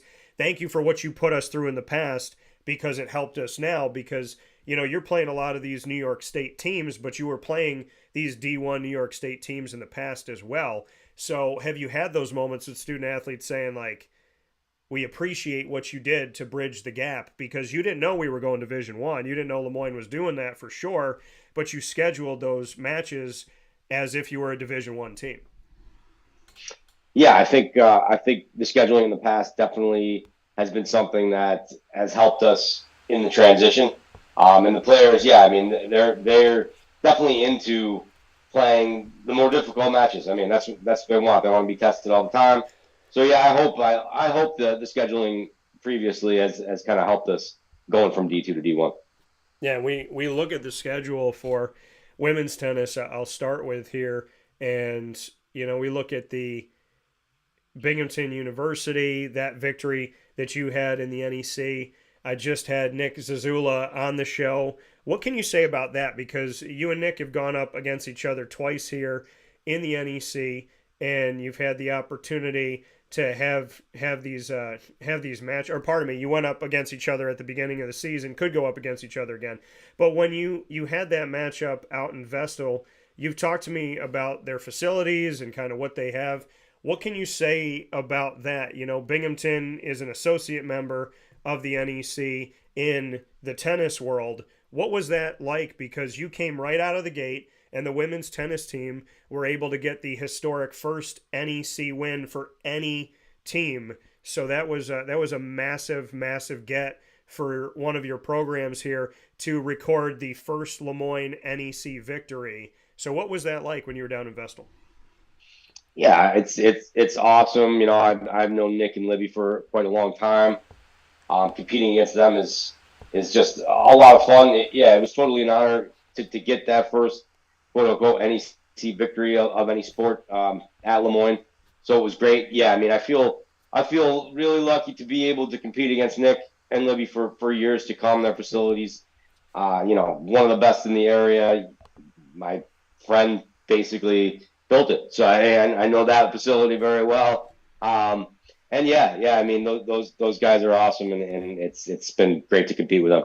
And I know that and I'm going to blame it on my sinuses this morning. I know I just confused myself in what I just said because I mixed the two together. I mixed women's tennis and men's tennis together. So I just had Nick on the show for the men's side of things at Binghamton, but you got to play up against both of their programs, like you said, mentioning both coaches. So you've had the experience. You had the Binghamton championships that went up with men's tennis. You had that, and then you went in to the matchup at Binghamton University, and then Binghamton came to Elevate Fitness into it with Nick Zazula. On the other side of it, you had that matchup with Binghamton University's women's tennis team, won that for the historic first ever NEC win for Lemoyne, and that coming on the women's tennis side of things. And when you were in that matchup, like you had stated, you were able to go up against that Binghamton team and go down to Vestal. And when you went down to Vestal, like you had mentioned with their coaching staff,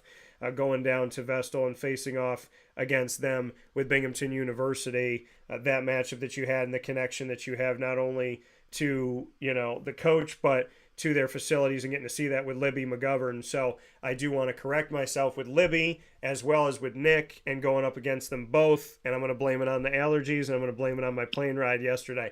But, having that, having Binghamton, you've had these other teams that you've faced as well in Central and Upstate New York. We talk about the Niagaras of the world, the Colgates, and, of course, St. Bonaventure, Siena.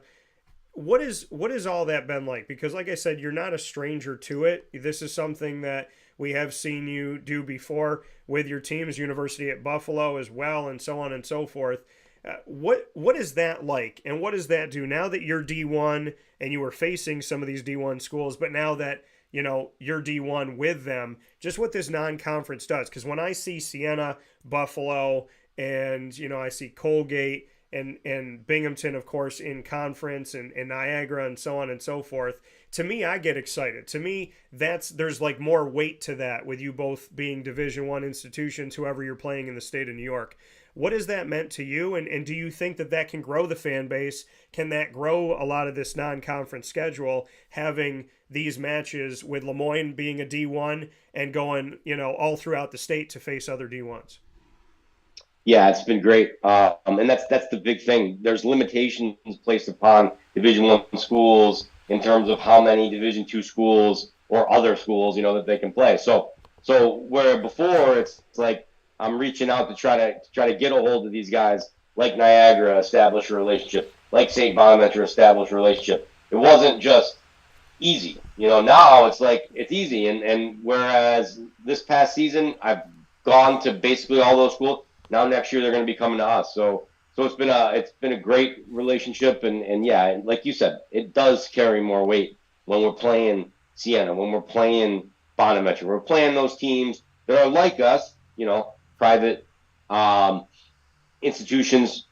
It's just better. It's bigger. It's regional rivalries. It's great. And speaking here with Jeff Lonczak, the Lemoyne Dolphins men's and women's tennis head coach, is, even one of the games that we were looking at here, one of the matches we were looking at here, it was technically at Colgate, but you got to play it at Drumlins. So, familiar territory when it comes to Drumlins, and obviously Elevate Fitness in Liverpool, New York. Just what you could say about it, and obviously we know you've played on Skytop before, which is connected to Syracuse University. What are the thoughts on the future? Because I've spoken with Bob Beretta, obviously extensively over the last, 2+ years now, in year 3. And we talked about kind of the phases of what he was looking to do. And in one of the phases of the reimagining of the sport and recreation center is the adding of tennis courts on campus. So what are your thoughts? What do you know? What can you say? Because we've seen you play your home matches away from home, not too far away, but at places like Elevate, and we've seen you at Drumlins and we've seen you at Skytop. So what are your thoughts on the fact that we could pull up to campus one day at Lemoyne and here's the tennis courts, and when you got a home match, you can have students, just as students and fellow student athletes and fellow coaches and faculty and whatnot, just walk right out of their buildings and come over to your match? Yeah, it's a whole different experience. As a player at Lemoyne, I was lucky enough to experience that. Yeah. Outside. We had our facility, which was nice. We had 6 courts. So yeah, just like you said, alumni, family alumni, in their early 30s, late 20s, walking by, walking their dogs, stop to watch a match, professors coming over, friends of our players. And other coaches. I mean, it's almost a dream, So I mean, we're really hoping on it, hoping on we get that indoor facility. 4 courts is great, and it also changes things in terms of some of the recruiting wins that I can kind of have. Guys want their own facility on campus that they can walk over to. Girls want the same thing. We want the ability to be able to say, hey, you know what? Geez, I have this class with this professor in philosophy, and she would love to get better at tennis. Can we help her with that? Can we run camps on campus? There's just so many great things besides optics, that go into having the courts on campus. The intrinsic value of it is huge. When I used to play in practice, at practice, we would always have professors hitting every single day. It wasn't like once in a while. It was every single day there would be a group of professors that was out there, and we'd say, hey, yeah, guys, take the courts in the back. They're all yours, So it was great. Yeah, and you speak on that, and I spoke with Bob about that as well, about the importance of it being there for everyone, that the tennis courts aren't just there for tennis, but they're there for mental health and peace of mind and a break for teachers, for students, for people in the community, that could work out time and whatnot. So to me, there's something to be said, like you said, that it's not just passing the eye test, and it's not just there for optics. It's there for the reality of the fact that, if there's somebody having a really tough day and they're a student or they're a faculty member and they want to come down and they want to play tennis with someone and they just want to kind of get it all out, shut their brain off, relax, and have a good time, that they can do something like that, I think is a huge element to it. I think what it creates too is that we might institute the DT challenge where you and I get on the tennis court together. Oh, I'm into that for sure.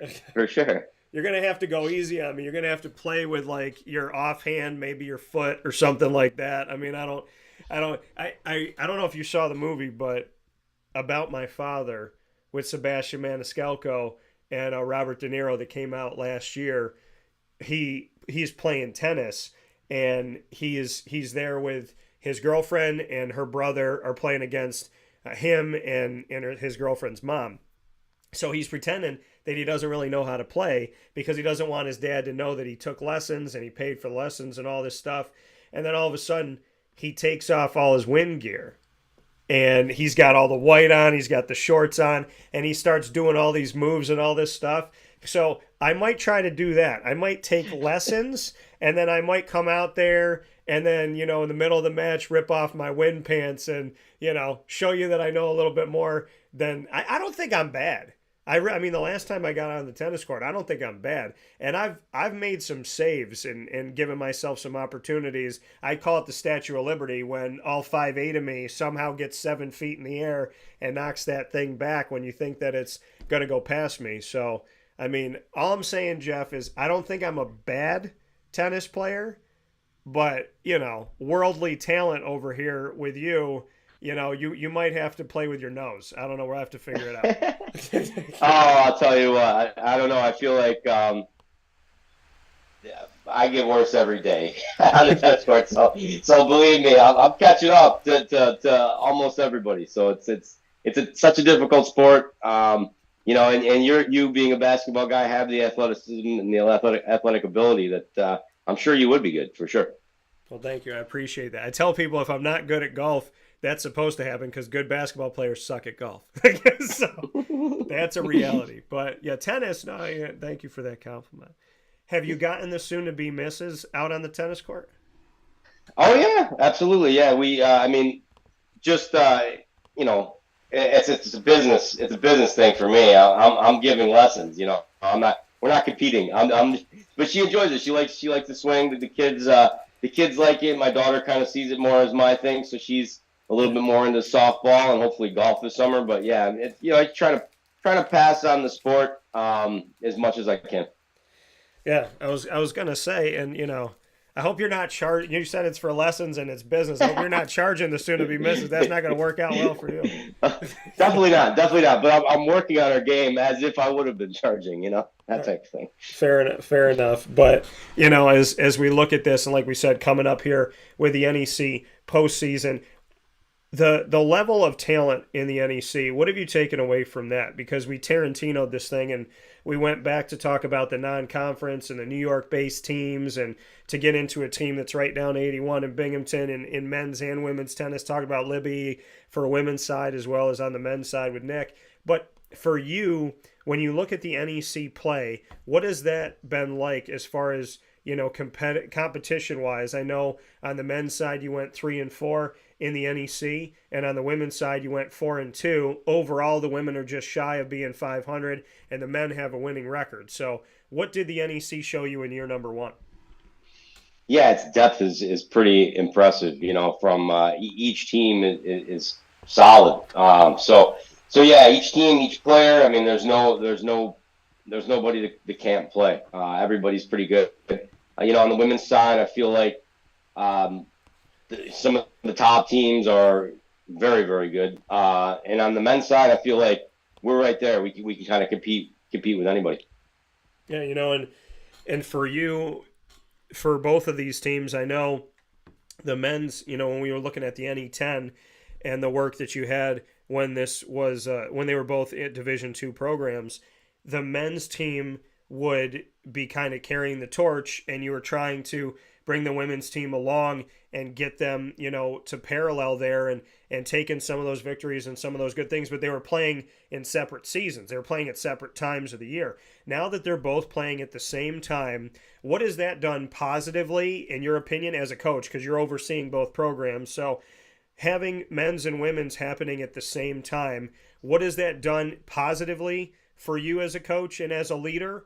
And just what you've taken away that you've liked about the fact that you're coaching both teams at the same time? Well, the relationship between the teams is the biggest thing that I'm looking at, when you mention that. So, the men's team is the biggest fans of the women's team. The women's team is the biggest fans of the men's team. So they're always cheering for each other. We're on the road together. We eat all meals together. So the closeness of that is something that is great for me personally, and I think for everybody involved. We just love that. Did you talk to Bob about the fact that since you're saving money about sending them all together and not doing different road trips, that now there needs to be a Florida trip or a Carolina trip in there? Of course, I would never forget. I would never forget to mention that. We'll see. It could be in the works. So with that being said, Jeff Lonczak here with us for a couple more minutes. We're going into the first NEC postseason, like I said, for both teams at the intro here of this edition of Dolphin Dive in our exclusive multimedia marketing partnership with Moyne College and the Dolphins.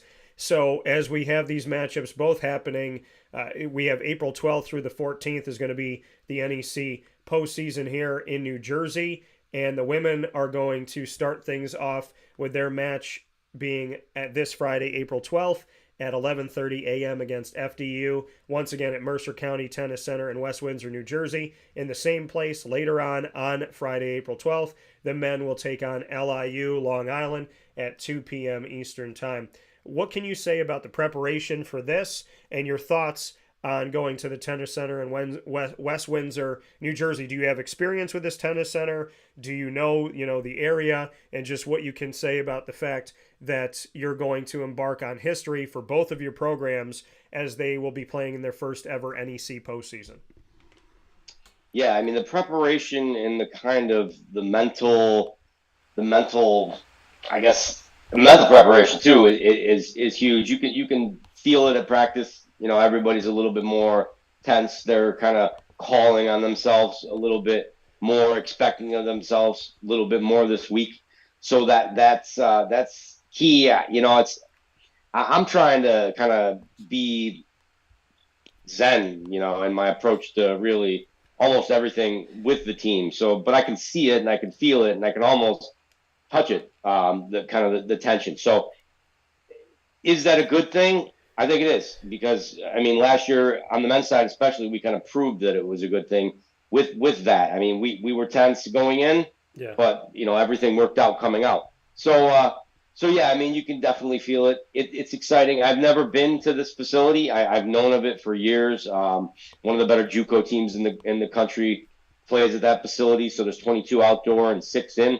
We just had a meeting about kind of the setup of the tournament, and right now Friday looks like it's going to be kind of a rainy day, so that changes things. We have 10 matches to complete on Friday, so it's going to be busy. It's going to be tough, but it's going to be fun, and we're as prepared as we can be. We've got a couple more practices today, and then we'll travel tomorrow, so it should be awesome.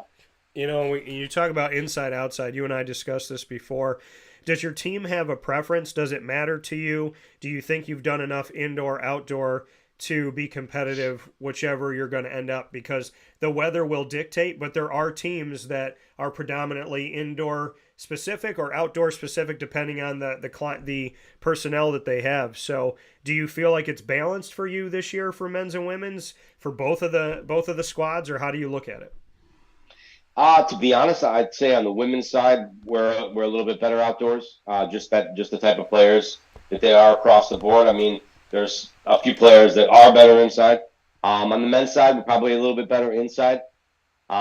Again, based on the players, but really, when it comes down to it, it's kind of an individual thing. And it's so difficult in Syracuse with our climate. We played a match against Lafayette on March 20th, I think, that was out.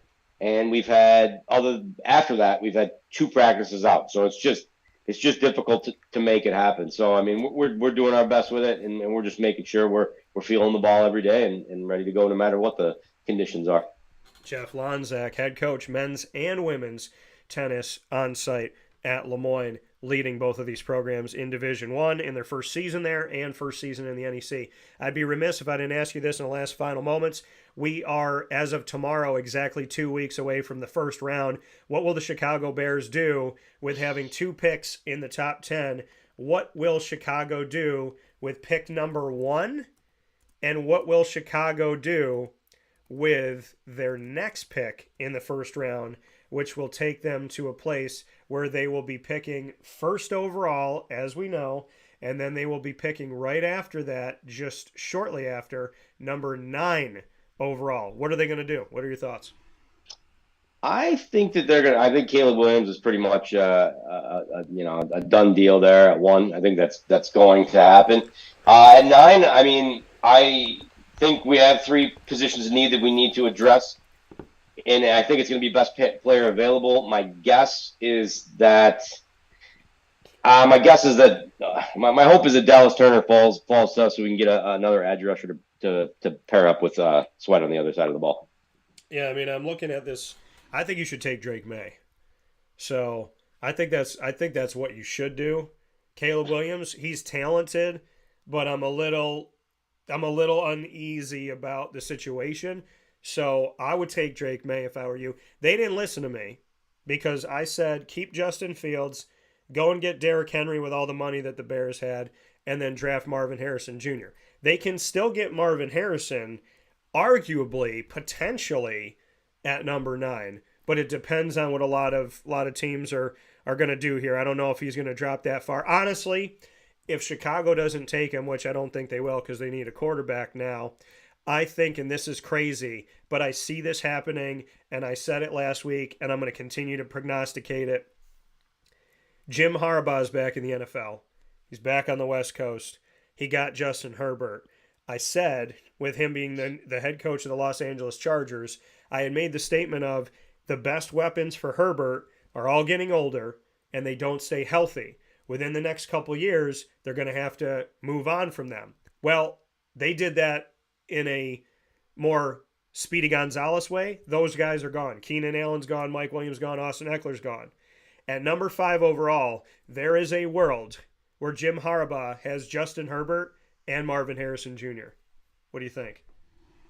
Yeah, I mean, I know for sure he would love that. As a Michigan fan, obviously you got to see Harrison up close, and honestly, the cornerback for Michigan, he'll be a first-round pick next year. Will Johnson, he did an amazing job on him, but there's some times that you just can't. He's uncoverable. I mean, he's too big. His footwork's too good. There's just things that he can do that you see translate to the NFL really easily. I think he's the best wide receiver prospect since probably Jamar Chase, in my opinion.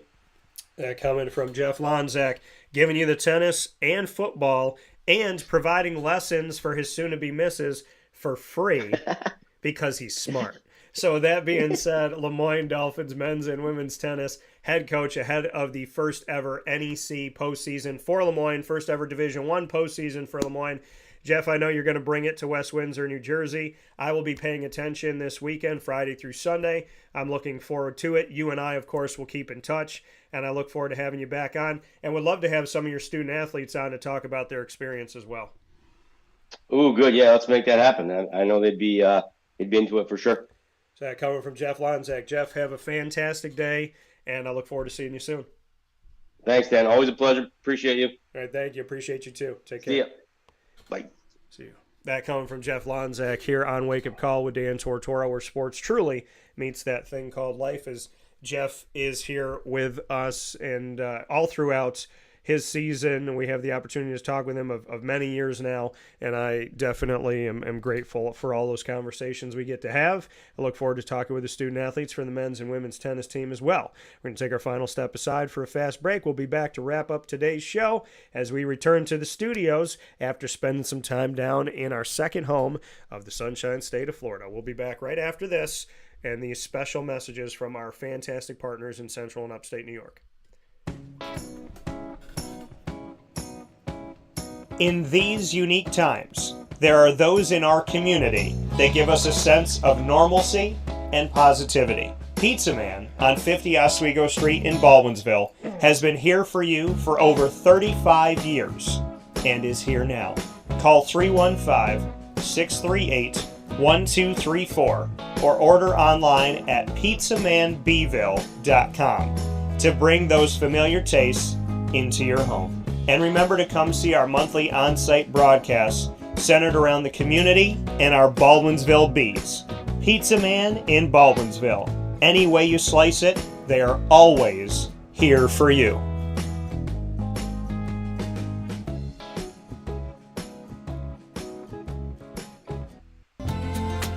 Looking for your next ride? Look no further than Great Lakes Honda City, located on 7140 Henry Clay Boulevard in Liverpool, New York. Serving our community for decades, their new and pre-owned vast array of vehicles are available to you Monday through Saturday on site. To search from home, shop at GreatLakesHondaCity.com. Call 315-365-5576 to set up an appointment. That's 315-365-5576 for Great Lakes Honda City, 7140 Henry Clay Boulevard in Liverpool, New York. Great cars, great people, Great Lakes.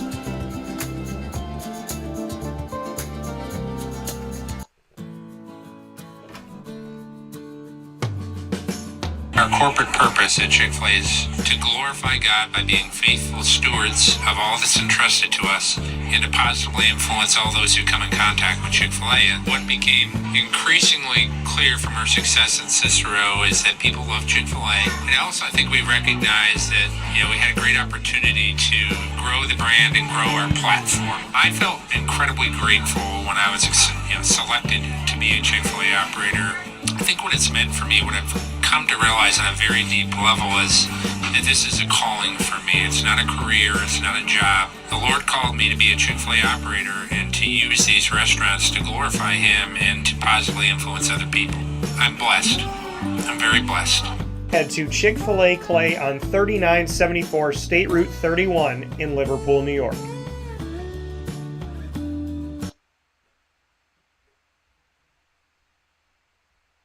Welcome back here to Wake Up Call with Dan Tortora, where sports truly meets that thing called life. I want to thank you for being a part of the show every Monday through Friday from 9 a.m. to 11 a.m. Eastern Time. I want to thank you for watching and listening and connecting with us on all of our channels worldwide on youtube.com and facebook.com, both /WakeUpCallDT, and on wakeupcalldt.podbean.com. I also want to give a special thanks to Amazon Music, Audible, iHeartRadio, iTunes and Apple Podcasts, Player FM, Podbean, Podchaser.com, Podvine, Spotify, TuneIn, and YouTube for giving the opportunity for you to go back and watch and listen to our shows. Many thanks to all of our podcasting platforms as well as our video platform with YouTube. All you have to do on any one of these outlets is search Wake Up Call with Dan Tortora, or one word, Wake Up Call DT. So many thanks for everyone who's done that. And of course, you can ask Alexa in your Google Home device to play the latest episode of Wake Up Call with Dan Tortora, and they'll do that for you as well. Want to give a shout out and ask you to visit our incredible partners in Central and Upstate New York. I feel very spoiled to work with these wonderful members of my team: Carvel DeWitt, the Wildcat Sports Pub, Ma and Pa's Kettle Corn and Popcorn Factory, Gigi Cards and Breaks, Avicoli's, Chick-fil-A Cicero and Chick-fil-A Clay, Canine Camp Dog Daycare, Pizza Man, Canine Campground Dog Boarding, Great Lakes Honda City, Mother's Cupboard, and, of course, today at Carvel and every Wednesday, you can get a buy one, get one DT Dolphin. You can get my Sunday any day of the week, but on Wednesdays, you can get buy one, get one. Go and get the DT Dolphin. It's my ode to Moyne College. It's my, sharing that passion with the community, with the alumni, with the student athletes, the students, the faculty, the coaches, the administration, and so on and so forth. Who has their own, what college or university has their own Sunday down the road at a Carvel? I don't know anybody else, but Lemoyne does. And that bridge was created here on Wake Up Call with the DT Dolphin. Go and get it today exclusively on 4322 East Genesee Street in DeWitt, New York at Carvel DeWitt. You can get the DT Dolphin, which is mint chocolate chip ice cream, green for the Dolphins, topped off with whipped cream and a cherry, hot fudge, green and gold sprinkles, and a chocolate dolphin jumping out of your whipped cream. And they are buy one, get one every Wednesday, so make sure you go out there and get it. At Mother's Cupboard 7 days a week, you can go and get my sandwich that's available to you, and I very much appreciate all that Mother's Cupboard has done. This sandwich has gone over extremely well, and there are days where, I got a message from ownership over there, Pete and Amy, shout out to them. One of the days, every single ticket the whole day, they're open 6 a.m. to 1:30. Every ticket had at least one Cuse McMother on it. There's been days where every other ticket had a Cuse McMother on it. I know somebody who went there and got it recently. There's Syracuse football alumni that go there and get it and take pictures. I've had multiple people in the community go to Mother's Cupboard recently and take pictures of the poster that's out there. So make sure you can get the Cuse McMother, 3709 James Street in Syracuse. My sandwich, only at Mother's Cupboard, my breakfast sandwich. Bacon, egg, and cheese inside of 2 pieces of French toast. Cut it up and eat it with syrup. Pick it up and eat it like a sandwich. And make sure you do that today. And of course, we are the exclusive multimedia marketing partner of your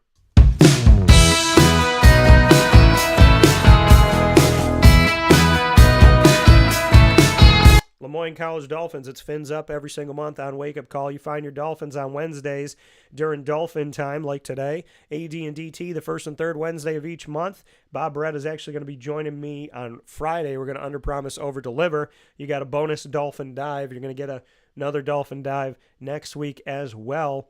So the AD and DT, typically the first and third Wednesday of each month at 9 a.m. Eastern Time. Second and fourth Wednesday of each month at 9 a.m. You're going to find the Dolphin Dive. And that Dolphin Dive is going to dive into stories of student athletes, coaches, future Dolphins, administration, and alumni. Find all of it by going to youtube.com/wakeupcalldt and clicking subscribe. And, of course, the notification bell as well. You'll find the Lemoyne Dolphins tab on the playlist, I should say, on our YouTube channel, so make sure that you check that out. And of course, a big time shout out to the Dolphins that you will also find on wakeupcalldt.com's homepage and underneath the exclusive partners tab on wakeupcalldt.com. For more information, go to LeMoyneDolphins.com, and as always, Fins Up.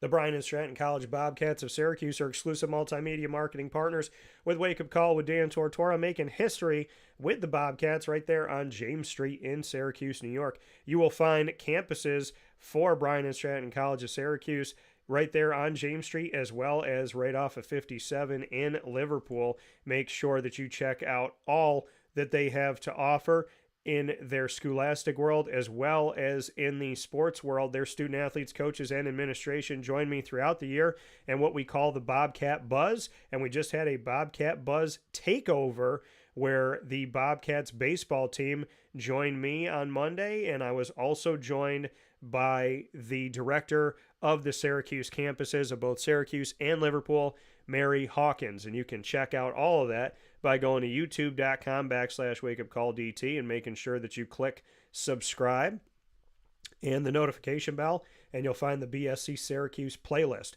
You'll also find the Bobcats by going to wakeupcalldt.com's homepage and by going to the exclusive partners tab on wakeupcalldt.com. For more information on your Bobcats, go to syracuse.bscbobcats.com and go Bobcats.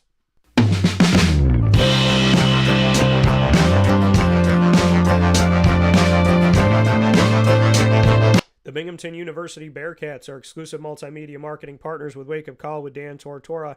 Join us on Tuesdays at 10 a.m. Eastern Time, just like yesterday, for Bearcat Time. That Bearcat Time bringing you every single month the Bearcat Break Room, as well as Moments with Marshall. The Bearcat Break Room focusing on student athletes, coaches, and administration, telling their stories and their journey to Binghamton, and some of them back to Binghamton after going to Binghamton. And Moments with Marshall being a behind-the-scenes look at the athletic department and Binghamton University in general with Athletics Director Gene Marshall of Binghamton University. You can find all of our content with the Bearcats on Tuesdays at 10 a.m. Eastern Time, like I mentioned. You can also find it by subscribing to youtube.com/wakeupcalldt, hit the notification bell, and find the Binghamton playlist on our YouTube channel for more information. Or you can also find the Bearcats, by going to wakeupcalldt.com's homepage and underneath the exclusive partners tab on wakeupcalldt.com. For more information on Binghamton University, go to bubearcats.com, and of course, go Bearcats. With that being said, here on the show. I want to thank y'all for tuning in today. I want to shout out the NFL and the Jaguars for giving me some breaking news this morning. Jacksonville extending their linebacker from his rookie contract out to a 5-year, $150 million contract with $88 million guaranteed. That going to Josh Allen. And, of course, already locking up for 3 years, $45 million, Foye Oluokun. So keeping two linebackers in what I consider their best room of the entire team, their strongest room being their linebacker core. So big time shout out to them. Many thanks to Danny Thome and the Wildcat Sports Pub for almost 8 full calendar years so far of our connection with each other, our partnership, our friendship, and just a fantastic working relationship with a wonderful place and wonderful people. Big time shout out to Danny. Big time shout out to the Wildcat being down the third base line at NBT Bank Stadium for all Syracuse Mets home games, serving wings and tots, of course, on 3680 Milton Avenue in Camillus, and for all of you voting for the Wildcat Sports Pub to be the number one place left standing in the Mange Madness bracket of restaurants in central and upstate New York. You chose the Wildcat Sports Pub, and thank you for doing that. I'm not surprised. And a big time thanks to the Lemoyne Dolphins men's and women's tennis head coach Jeff Lonczak for joining me here this morning ahead of both teams competing in their first Division I postseason and first postseason in the Northeast Conference, aka the NEC. Once again, the women's tennis team will have their first Division I/first NEC postseason match against FDU, which will be this April 12th on Friday at 11:30 a.m. Eastern Time at Mercer County Tennis Center in West Windsor, New Jersey. And the men will follow the men's tennis team for Lemoyne, making their first Division I and first NEC postseason history with their match against LIU this Friday, April 12th at 2 p.m. Eastern Time. So make sure you stay close to NEC Sports to find out how you can watch those events. And with that being said, I want to thank Jeff again. I want to thank Danny. I want to thank you for your votes for the Wildcat. And I want to thank the Jaguars for making some good decisions. And, of course, for the NFL giving us some breaking news that Sao Paulo, Brazil is going to host the first ever regular season NFL game in Brazil on Friday, September 6, 2024, when the Eagles take on the Packers in Brazil. This is also the first time in more than 50 years that there's been a Friday night game on opening weekend in the regular season to usher in the NFL. Typically it starts on Thursday and then we go to Sunday. Well, now we're going to have a game on Friday, so big ups to that and for it being in Brazil, and I hope for safe travels and safety and all that, health, safety, and happiness for everybody involved. Jerry, thank you for your amazing words. I believe you deserve every good thing in life as well. I hope you guys have a wonderful day. To everyone out there, men, women, and children, animals, all the good stuff. Enjoy life. Have a wonderful, wonderful day and a continuation of a hopeful great week, or a week that I hope gets better for you. Be exactly who you are and don't apologize for it. Be a loving, caring, wonderful version of yourself. God only made one of you. Every single one of us is a one of one. And remember that no matter where you are today, no matter who you're with and what you're doing, you are a one of one. Whether or not they appreciate it, God made you a one of one, and God made you on purpose. Remember that, and never, ever give up. Facebook at Wake Up Call DT, X at Call DT, Instagram at Wake Up Call _DT. God bless, no stress,